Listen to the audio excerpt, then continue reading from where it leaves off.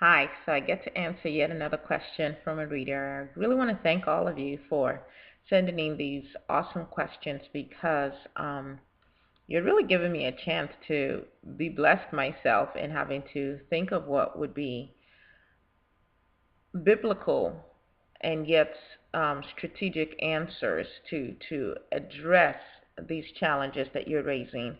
And of course, if you've noticed, you're not the only ones benefiting from the response that I give. Lots of people are responding, and lots of people are sending additional messages. So thank you so much for being so bold and to submit your question. So the question for today, and there are actually two variations of this question from two different readers, but I'm just going to read the question as it was written by one.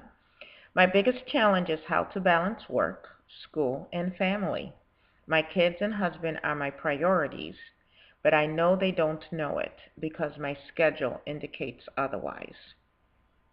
So, of course, balance is that big issue that people grapple with, and women more than any other group grapple with the most. And here is the abbreviated version to the answer to that question. You said, how do you balance work, school, and family? You don't. I know that's not what you want to hear. I know that we want to hear that we can do it all, have it all, be it all at the same time.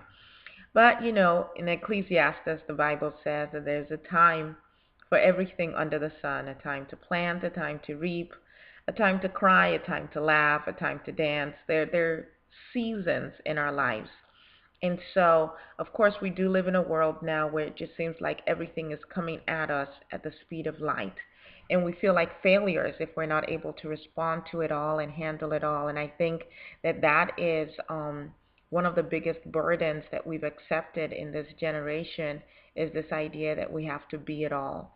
And let me also speak specifically to women of color who often feel that they have to be these big, strong women, black women. I mean, that's almost our claim to fame is, I'm a strong, black, independent woman.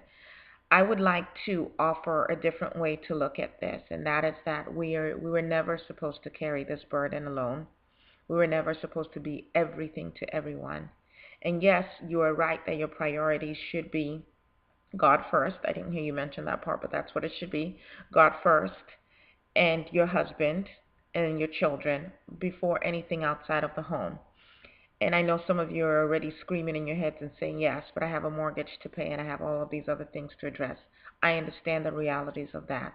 So here's what I have to offer.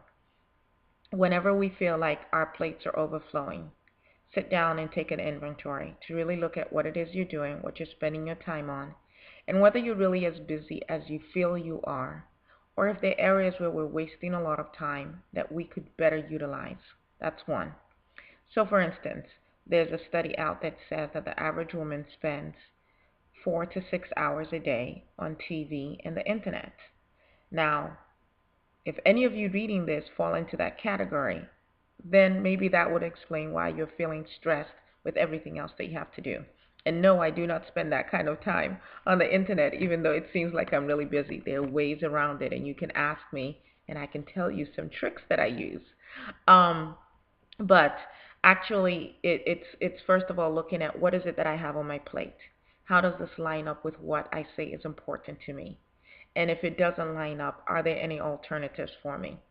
Second thing is, we are all going to be in seasons of our lives where it is going to be extra busy. We're sowing, we're trying to invest to reap a great harvest. It could be going to school, it could be some other things that you're working on. I remember when I was a director in Mary Kay, and I had made the decision to earn a car within a very short period of time from the company. Well, what I did and what I recommend that all of you who have family or other people depending on you should do is call a meeting. Call a meeting with your family. Sit everybody down and try to explain to everyone what it is you're working for, and more importantly, how it benefits them. Because even our loved ones are asking that question, what's in it for me? If I'm making all these sacrifices, what's in it for me? I remember as I was going for that car, I put up a poster of the car. I told my children, of course, my husband and I had already had this conversation, but I told my children, this is what mommy's trying to earn. This is the time period in which she's going to earn it. And by the way, what would you guys like to do when mommy accomplishes this within this time frame? And they wanted to go on a vacation. And so I identified a great retreat that we could go to as a family and just have an awesome time. And I put up those pictures as well. And I said, when mommy hits this goal, we all get to enjoy this. And the point I was making with my family is, in order for me to hit this goal, there are going to be some sacrifices. Okay? You guys are going to be warming up some food. Sometimes we might have to eat out if I haven't got into everything. Everyone is going to have to pitch in. I may fold the clothes, but you're going to put them away. Get your dishes done, that kind of thing. Everyone has a role to play. And so in my family, I've always functioned from the perspective that I'm not an island. We are a family unit, and we all benefit when any one of us thrives. And so we need to come together.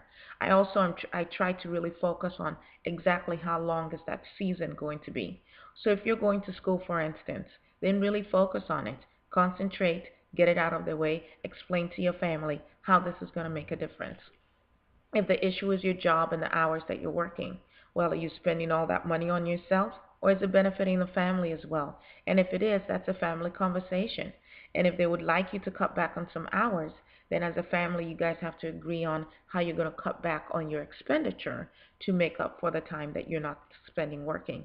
And then most importantly, and this is something that we cover in the Extraordinary magazine, which is out now. It's online, and you can get the first issue for free at extraordinaryu.com. It's extraordinary with an X, TraordinarYou.com. But in it, I was interviewing Pastor Sarah Connor, and we were talking about this whole issue of balance. And one of the points she makes, which really spoke to me because that's something I try to do in my life, is you may not be able to do everything for everyone that you love at the same time. But when you do have time to work or be with a loved one, then totally focus in on that and give it your best. So if I am reading a book to my son, then that's what I really focus on. When I'm cooking a meal for my family, I really try to put my heart into it. And when I have to work, I tell them I have to work and I have no guilt about it. So what I would say is that whatever little time you do have to spend with your family, during that time, make them realize that they are the priority of your life.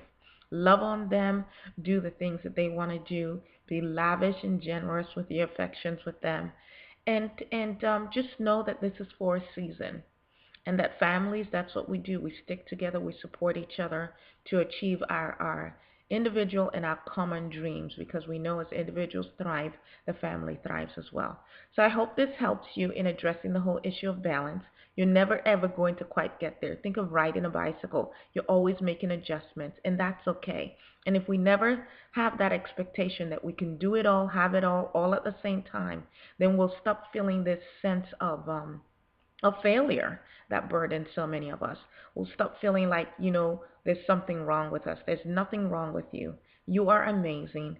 Do the best you can and feel great about it. And go to sleep, get a good night's rest, and know that if you're blessed, you'll get to wake up tomorrow and do it all over again. And that in of itself is life. That's just what it is.